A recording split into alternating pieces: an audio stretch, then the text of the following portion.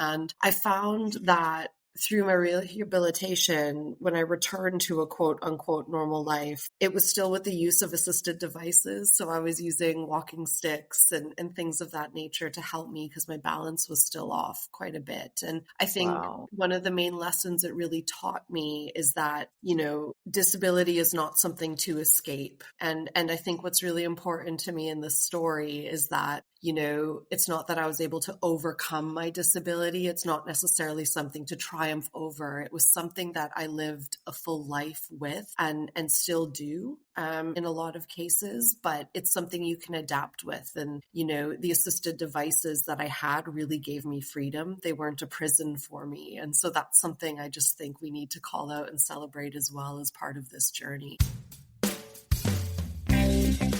Hi, everyone. Welcome to the Zone to Speak podcast. I'm your host, Juliana.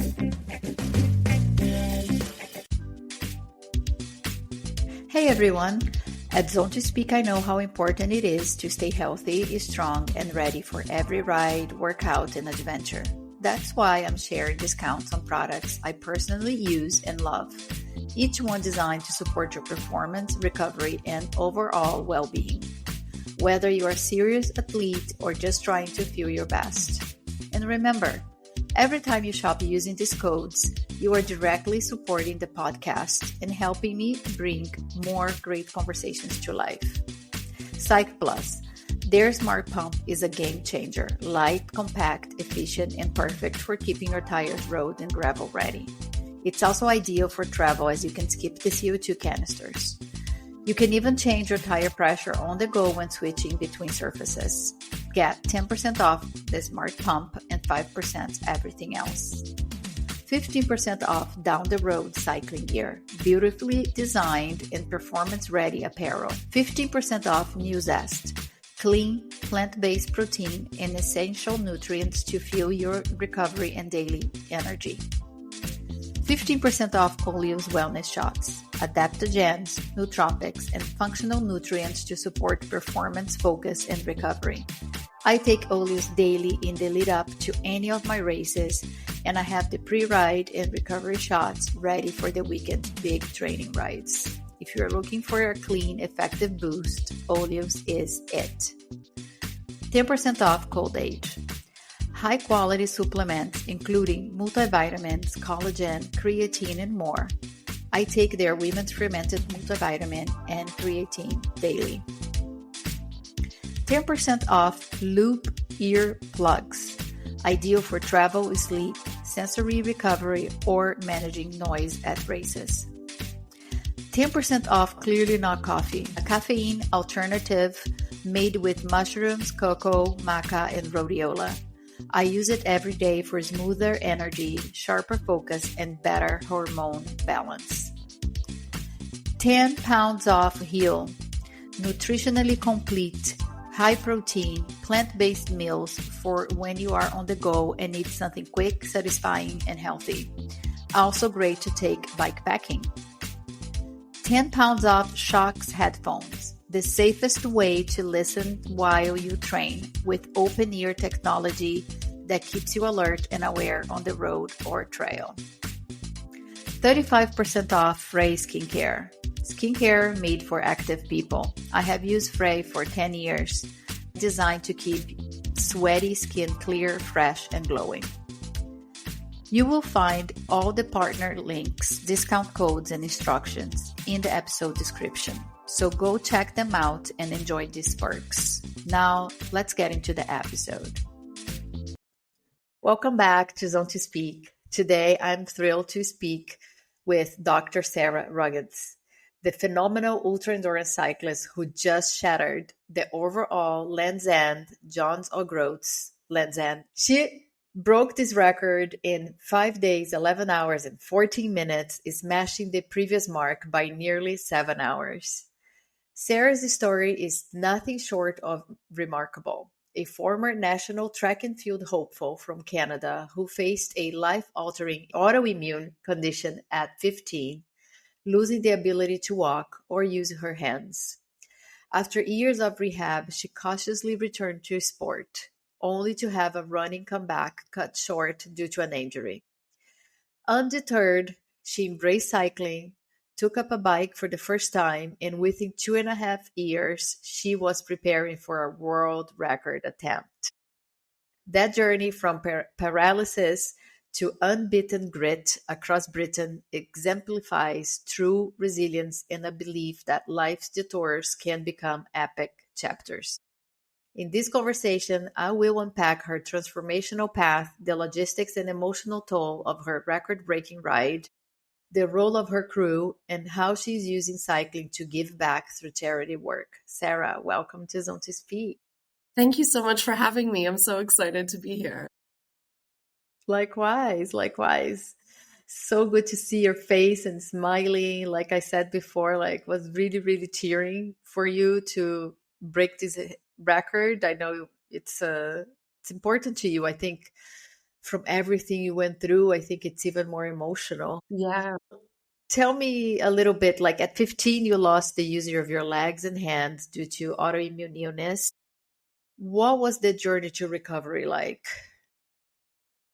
Or even getting that diagnosis must be so hard emotionally.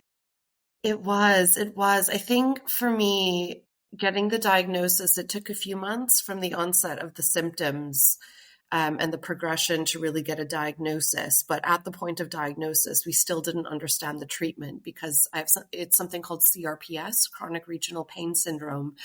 And when I was diagnosed, it was still very poorly understood and arguably still is. So it took ages and I kept getting worse and worse until we kind of found a treatment protocol that would work for me and help me rehabilitate physically and mentally. But I would say it took a few years end to end of that rehabilitation process. It involved physiotherapy, occupational therapy, a lot of mental health support to really help transition me back to what would be like a quote unquote normal life. Wow. Yeah, that sounds like a really tough road to be in, but I'm glad you're able to walk now and have a normal life and actually extraordinary life now. The whole process of rehabilitation was really interesting for me because it taught me a lot about disability and it taught me a lot about how people view the world, both when you are disabled or when people are looking at you as a disabled person. And I found that through my rehabilitation, when I returned to a quote unquote normal life, it was still with the use of assisted devices. So I was using walking sticks and things of that nature to help me because my balance was still off quite a bit. And I think Wow. one of the main lessons it really taught me is that, disability is not something to escape.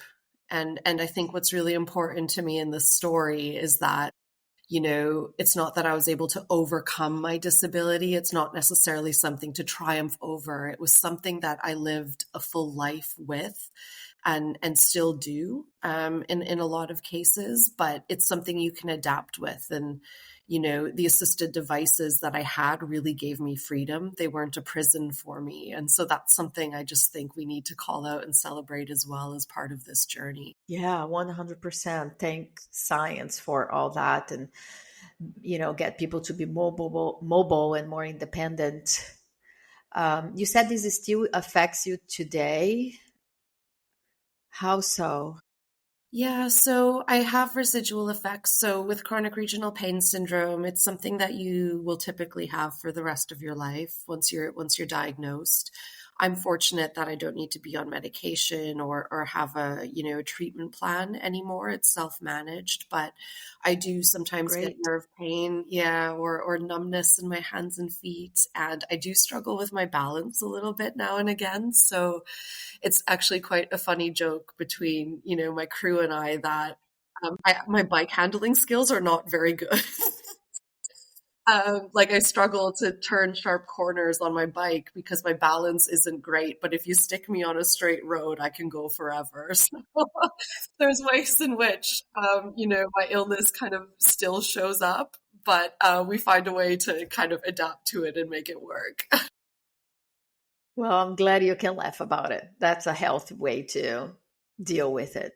Yeah, exactly. So tell me a little bit about, you had diagnosis, you went through the recovery, and then you found the sport again, and the running didn't work out because you had the injury, you had the setback, and then you discovered the bike because obviously it has much less wear and tear than the running, which was your first passion. What made the decision, in these 2.5 years that you start riding to pursue, do you say LEJOGLE? Yes, exactly. So LEJOGLE was Okay, Lanza and John O'Groats. LEJOGLE, yeah. Yeah. How did you come to the decision to pursue LEJOGLE world record? It's a great question. I don't really know how it materialized, but I guess essentially what had happened is once I began trusting my body again to not hurt me, and that took about 10 years from the point of my diagnosis to the point where I was like confident enough to try to start athletics again and revisit that part of my life I thought I had lost. And when I started running, I realized my illness had given me, incredibly brittle bones. And I actually had about 8 broken bones. I had avulsion fractures, broke my pelvis, torn adductors, broke ribs. I needed 4 abdominal surgeries in that period. And I finally realized I was like, enough is enough. Like, I can't run anymore. I need something that's gentler on my body because my new body Yeah. isn't up to this. So I switched to the bike and I started the transcontinental races. So I got into my first transcontinental race before I actually owned a bike. So once I was accepted into it, I had to buy a bike and then prepare to race 45 Wow. kilometers across the continent in 5 months. But what I really love, You don't mess around. You went like to the holy grail of ultra cycling. Okay. yeah, That's off. I think it's because I didn't know much about ultra cycling. So I was like, oh, it's like a holiday across Europe, like not realizing that was like the hardest thing you could do on a bike. Yeah. But what those unassisted, extreme endurance races taught me is that I really enjoyed the self-sufficiency and the way in which these races kind of pushed my boundaries. But what I didn't like about them is I felt like I could never really ride to my full capabilities because you're always having to stop and find food. You're having to stop and like fix your own mechanicals. So I started thinking, I was like, there's so much wasted time. What could I achieve if I didn't have to stop?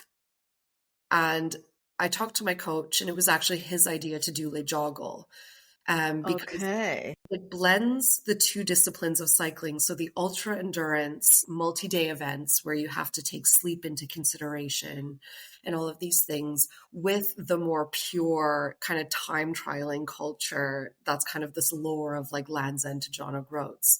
So he said, why don't we just mix Yeah. it together? This record looks really challenging mentally and physically. And that's kind of where the idea was born. Wow. Amazing. And so your coach had the idea and you jumped in. How did you come about to like choose the crew and know that you have the right people and plan this entire journey? Yeah. So the crew, I would say, was probably the most fundamental pillar of this record attempt. I would say, arguably, Yeah. even more so than my training.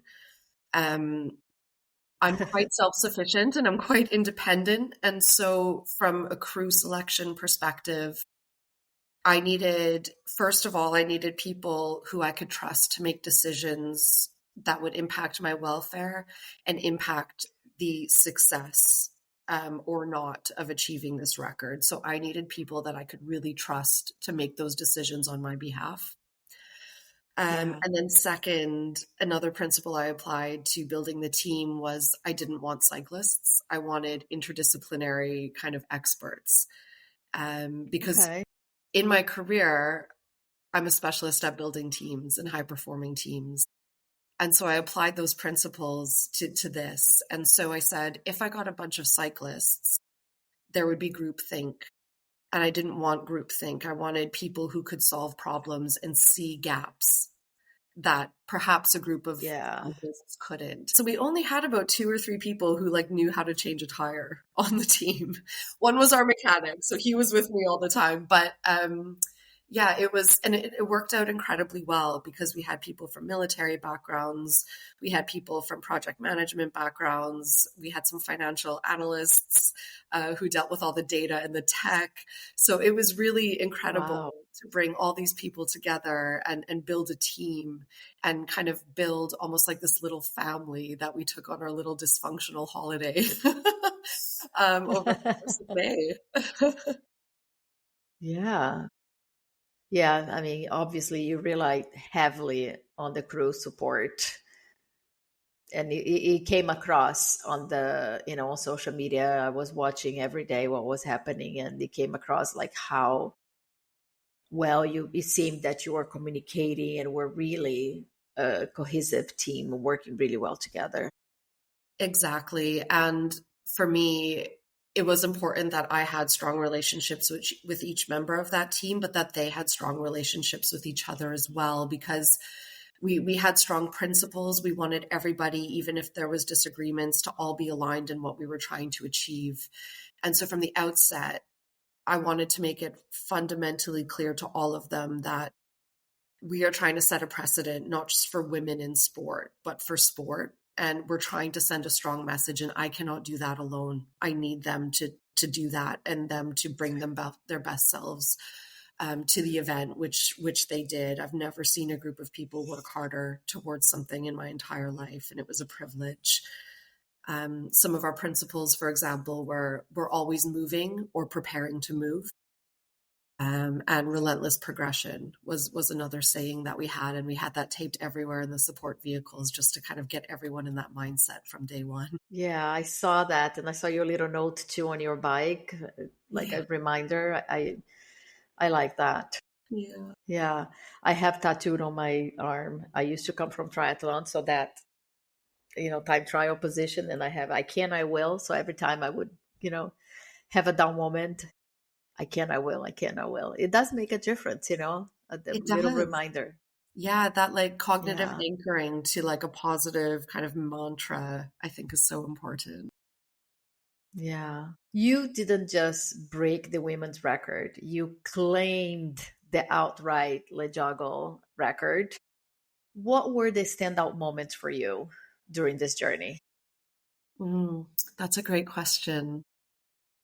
I would say there's probably 3.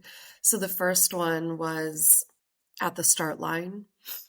I thought I would be incredibly nervous, but I wasn't. I was calm. And it was probably the happiest I felt that week because I knew going into that event, there was not one single thing I could have done more to prepare myself. In the last 9 months, I didn't miss a single training session. My crew didn't miss a single practice run. Like we were all locked Wow. in and there was not a single thing else we could have done. So on that start line, it was a notable moment for me because I said, this is the time that we can celebrate finally all the work that we've put in. So that was notable. The second notable That's a good moment, feeling.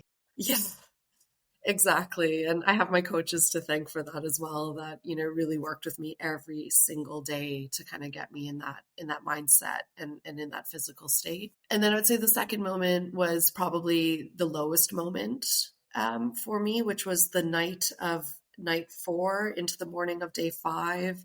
So that's when I actually passed out while riding my bike. I think at that point I had about 4 hours of sleep and I was cycling for 100 In hours. 4 days. Yeah, going into day 5. And Yeah. I fell off into a nettle bush. And my crew Oh had to come no. and pick me up. They had to put glucose, in my mouth and give me caffeine to kind of like revive me.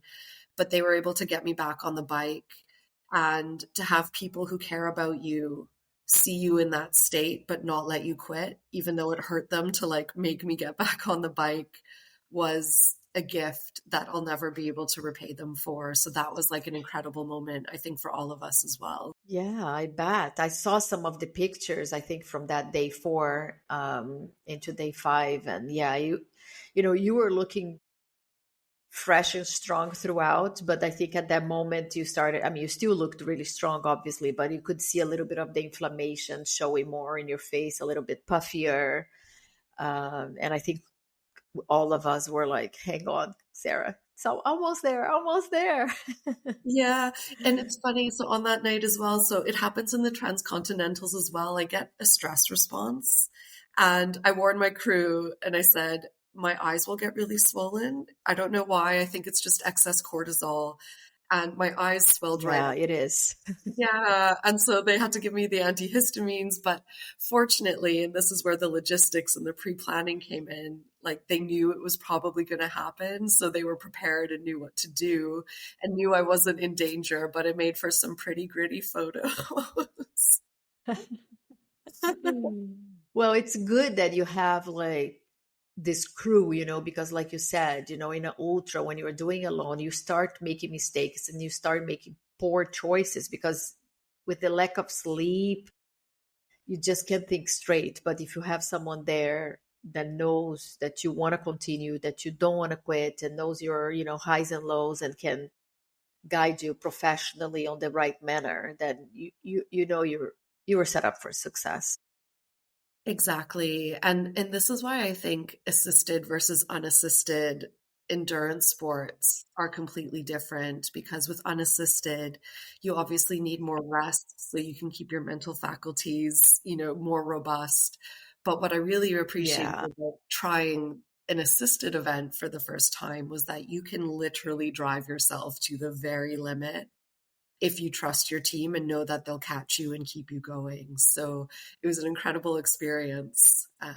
But yeah, two completely Yeah. different ways of planning and two different considerations. And what is the third? You said 3 moments. What is the third? I guess it's the finish. Yeah, exactly. So I would say the third is the finish. Just having my crew catch me. When I finished, I was actually at the point where I couldn't really unclip my pedals because my legs, Wow. they weren't sore. Just They were just weak. so heavy. Yeah. So I told them, I said, I'm going to come in to John O'Groats, but you guys are going to have to catch me on the bike. And when they caught me, I remember just crumpling and just starting to sob like uncontrollably Oh, because it was, you did it.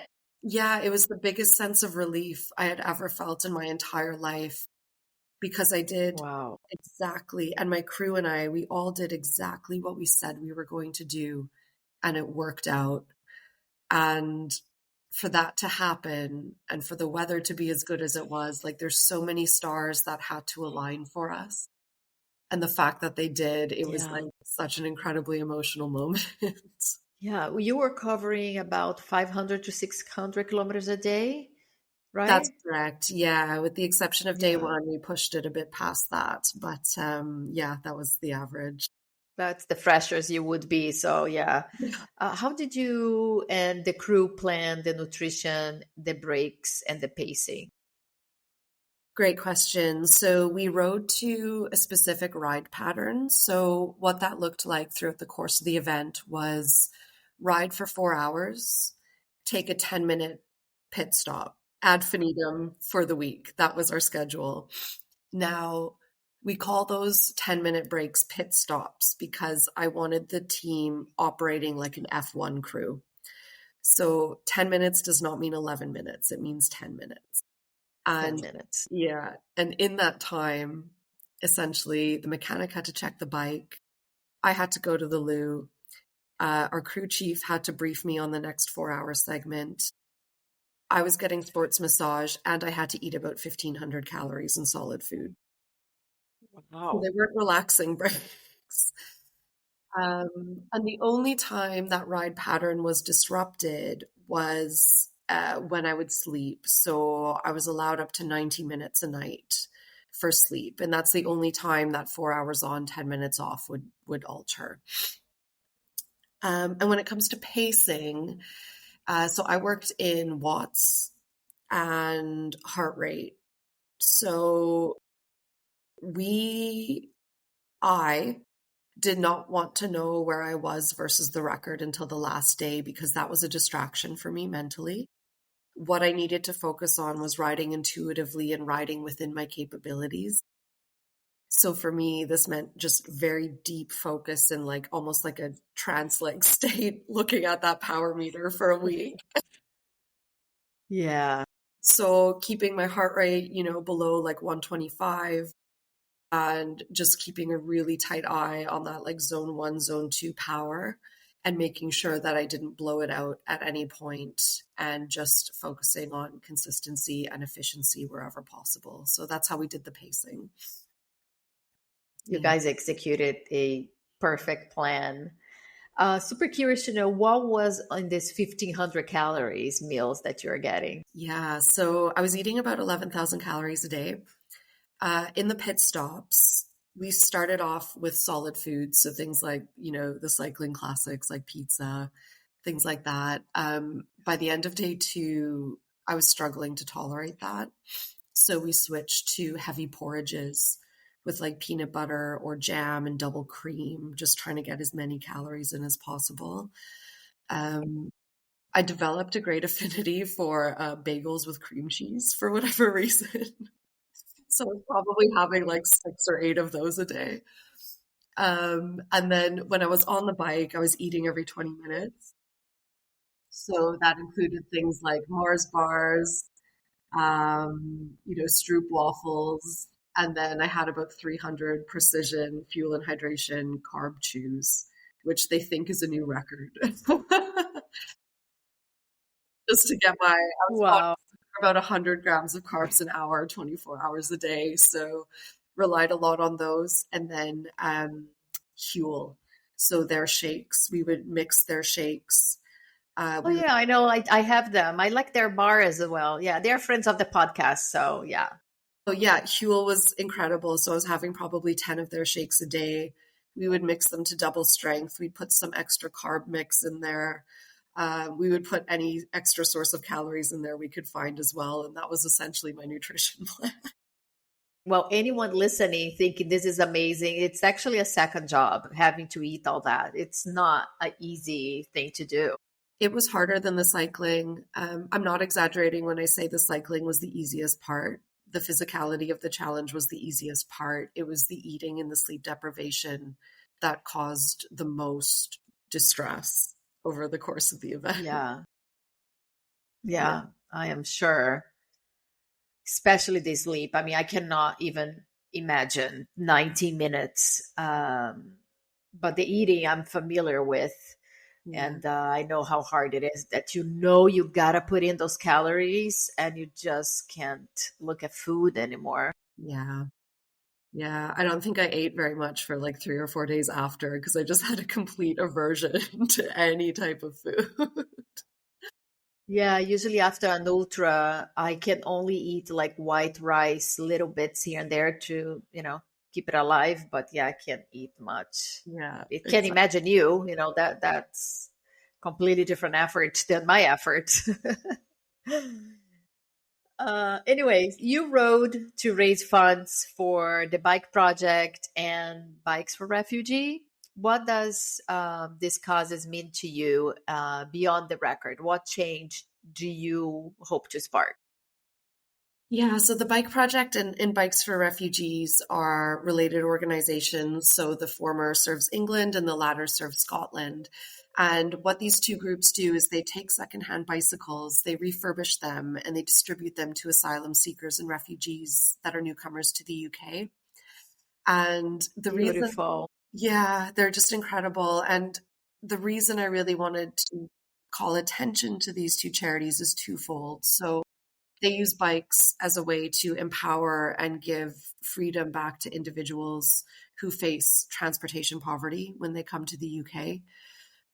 So the freedom and empowerment that the bike gives these individuals really resonates with the freedom and empowerment that cycling has given me, albeit in a different form in my life. So I really wanted to celebrate that.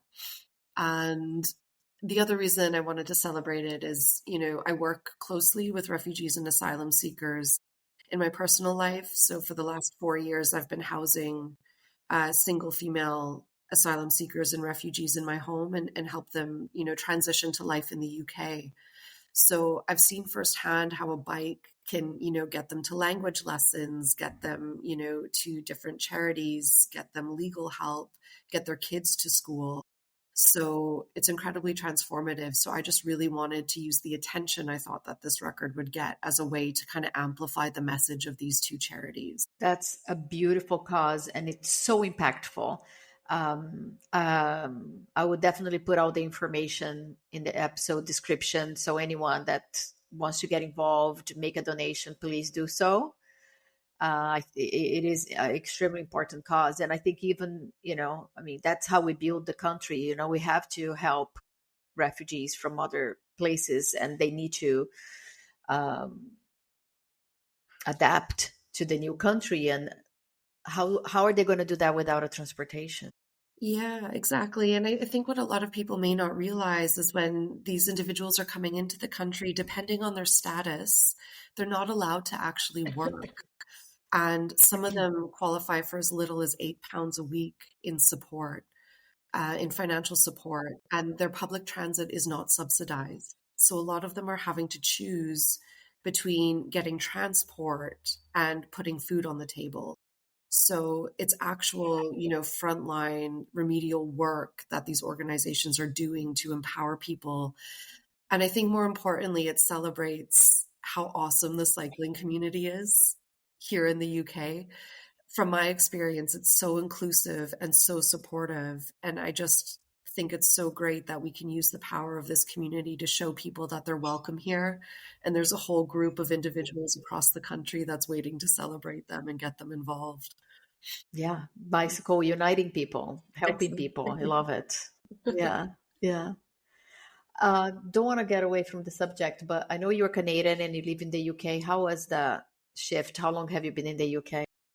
Yeah, so I've been in the UK, it's 10 years now this year. Wow. Yeah, time flies. It's Yeah.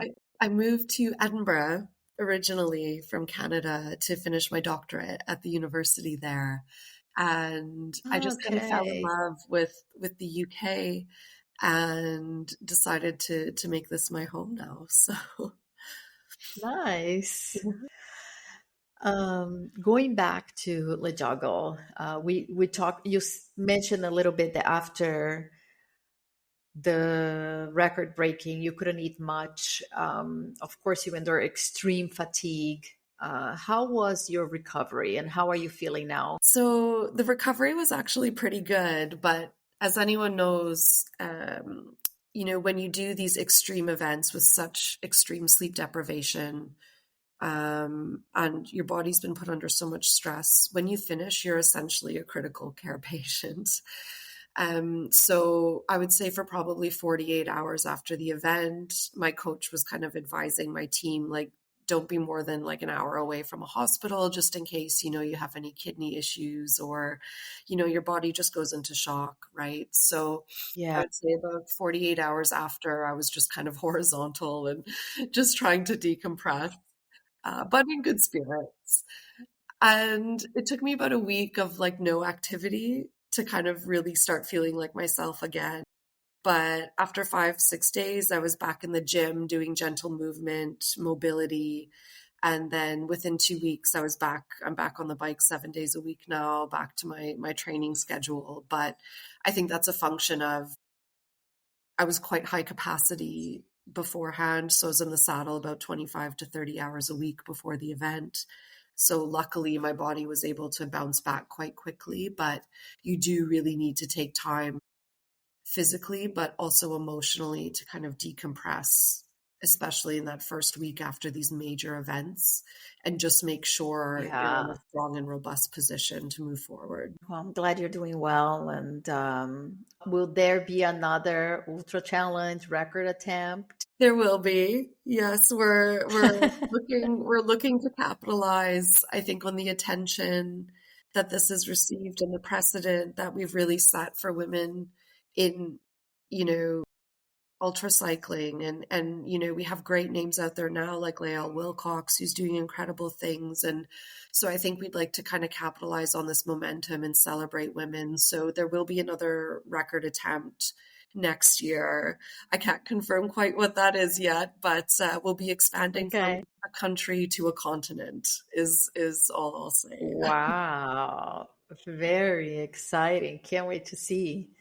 Anything else on your focus, on your path, like coaching, exploration? Yeah, I'm open to all things now. I think what's been most transformative for me in this event is that I always felt like an imposter because I'm so new to cycling. And I think, especially as women, most women I ride with, they start off by apologizing and being like, oh, sorry, I'm so slow.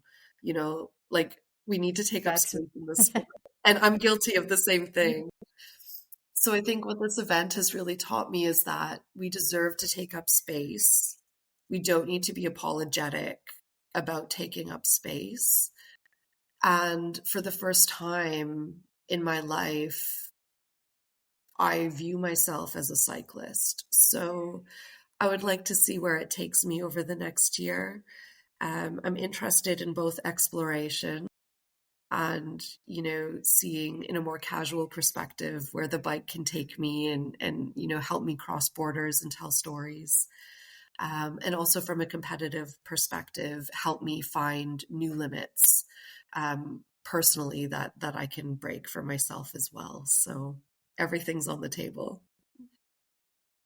very exciting. And I think, not for women, but for anyone, I think it says a lot that don't limit yourself, just because you're new to the sport. If you want to go for something that you think it's big, but you want to do it, you should do it. Look at you. You went through an incredible, tough journey of a very harsh diagnosis where you couldn't even walk to breaking a world record on your bike. Yeah.